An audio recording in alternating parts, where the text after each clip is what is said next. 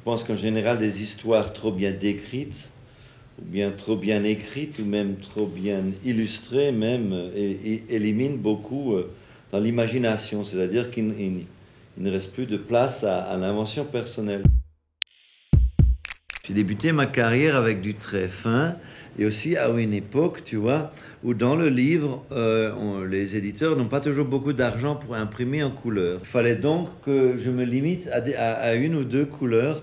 Alors pour les bandits, eh bien, je me suis dit, comme c'est une scène nocturne et que les choses se passent en grande partie dans l'obscurité, la ligne fine ne se verrait pas aussi bien dans l'obscurité qu'un trait prononcé.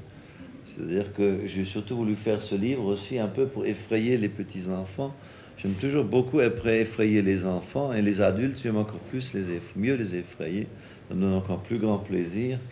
C'est pour ça que j'aime assez la blague, d'ailleurs. Il faut bien voir que j'ai aucun enthousiasme pour mes livres. Je ne préfère ne pas les voir, je ne préfère ne pas en parler. Et même chez moi à la maison, je serais très content de ne pas en avoir un exemplaire chez moi. Mais, vous dites que vous ne les aimez pas, enfin, mais pourtant, les gens les aiment bien, vos livres. Oui, ça m'étonne. Ça m'étonne un peu quand même. Peut-être, mais il y en a tellement qui sont quand même mieux dessinés. Et puis il y a toutes ces horreurs de bande dessinée qui plaisent bien mieux à tout le monde de nos jours. Mais par exemple, Les Trois Brigands, ça a été un vrai succès. Moi, encore à l'école maternelle, on nous lisait ça. Alors quel est le livre que tu préfères là, dans tout ce tas de bouquins là, de trucs C'est surtout Pas de baiser pour maman. J'ai écrit ça parce que quand j'étais gamin, moi je détestais être embrassé par ma mère. Moi aussi. Pour lécher, badigeonner, etc., d'affection, je trouve ça très gênant. Alors moi j'ai fait ça justement comme antidote. Je vais vous parler de Papaski parce que j'ai bien aimé. Comment avoir eu l'idée de faire plein de petites histoires farfelues?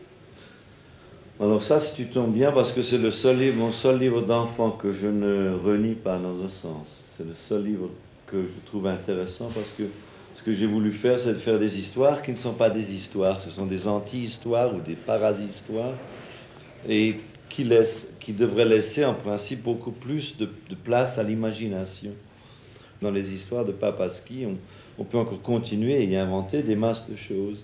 J'ai aussi voulu montrer un peu dans Papaski qu'on peut faire une histoire de n'importe quoi.